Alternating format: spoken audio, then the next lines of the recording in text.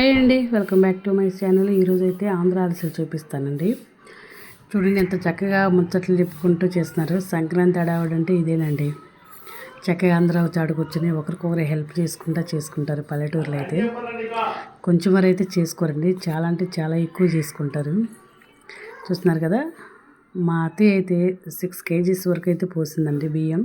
2 రోజులు నాననివ్వాలి. దాన్ని తీసుకొచ్చుకొని ఆ బియ్యాన్ని రోట్లో వేసుకొని దంచుకుంటున్నారు. మిల్లు పట్టించినా బాగానే ఉంటాయి, కానీ వీళ్ళకి ఇలా అలవాటండి. ఇలా టేస్ట్ బాగుంటాయి. చూడండి, 2 kgలకు వచ్చేసి 3.5 kg వరకు బెల్లం వేసి పడుతుంది. సో బెల్లాన్ని పగలగొట్టేసి 3.5 kg బెల్లాన్ని చూస్తున్నారు కదా, చక్కగా తపాల్లో అయితే వేసేసుకొని ఆరబెట్టించుకోవాలి. ఈలోపు యాలక్కాయలు, కొబ్బరి, నువ్వులు అన్నీ అయితే రెడీ చేసి పెట్టుకున్నాను. ఒక ప్లేట్లోకి అయితే వాటర్ తీసుకొని పాకానికి వచ్చిందో లేదో బెల్లం చూసుకోవాలండి. చక్కగా ఇలా అయితే కరిగించుకోవాలి. సో వచ్చిందండి. అది వరిపిండి అయితే పోస్తున్నారు. చూస్తున్నారు కదా, బియ్య పిండి అయితే చాలా కష్టం ఉంటుంది తిప్పటం. మన వల్ల అయితే అసలు అవ్వదు. స్ట్రాంగ్ ఉండాలి దీనికి. అలా అయితే పోయాలి.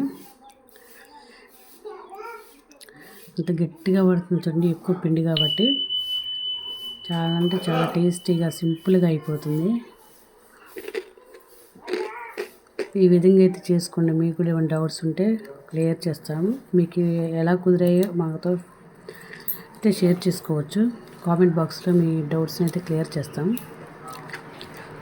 చూడండి, బాగా రాగి పిండి సంగటి చేసిన వాళ్ళకైతే బాగా ఎక్స్పీరియన్స్ అండి. పాండీలో ఆయిల్ పోసేసి ఈ విధంగా అయితే చేసేసుకోవడం అండి. చూడండి, చక్కగా ముచ్చట్లు చెప్పుకుంటూ వేసుకున్నాను. నేనైతే ఒక సైడ్ కూర్చున్నాను. చక్కగా చూస్తున్నారు. అది ఇంకా ఆయిల్లో వేసేసుకోవటం, గట్టిగా నూనె అంతా పోయే వరకు వచ్చేస్తుంది మా అత్తయ్య గారు అయితే. వాళ్ళకి టైం పాస్ అవుతుందండి. తోట నేను చక్కగా వేసుకుంటున్నాను.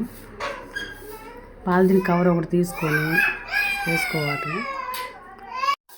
మా అత్తయ్య వెళ్ళి వాళ్ళకి హెల్ప్ చేస్తే వాళ్ళు వచ్చి మా అత్తయ్యకి అయితే హెల్ప్ చేస్తారు.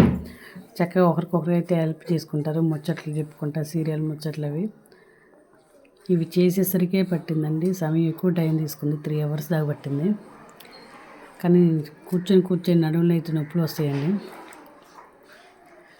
చక్కగా ఇదేనండి, పిండి వంటలు చేసేసరికి సరిపోతుంది. పాపం ఒళ్ళు ఊనమైపోతుందండి వీళ్ళందరికీ, పిండి వంటలు చేసే వాళ్ళందరికీ.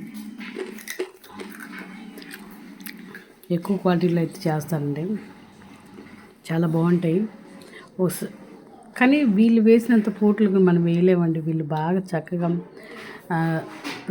రైస్ నానేసుకొని దంచుకైతే చేసుకుంటారు. అప్పటి కాలంలో అయితే అలా చేసేవాళ్ళంట.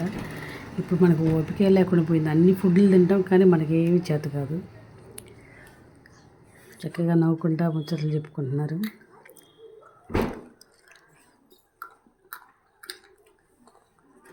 చూస్తున్నారు కదా, నేను హెల్ప్ కావాలంటే అవసరం లేదమ్మా అని చెప్పారు. అందరికి హాయ్ చెప్పమని అడుగుతున్నారు. మా పిన్ని, పెద్దమ్మ, మా అత్తయ్య ముగ్గురు కలిసి అయితే చేసేస్తున్నారు. టేస్ట్ బాగుంటుందండి. ఒకరైతే అడిగారు, కొబ్బరి వేస్తే అవి హోల్స్ పడిపోతాయి కదా అరిసెలు మాడిపోతాయి కదా అని అయితే అడిగారు. లేదండి, మాడిపోవు. టేస్ట్ బాగుంటుంది కొబ్బరి, యాలక్కాయలు, నువ్వులు వేస్తే.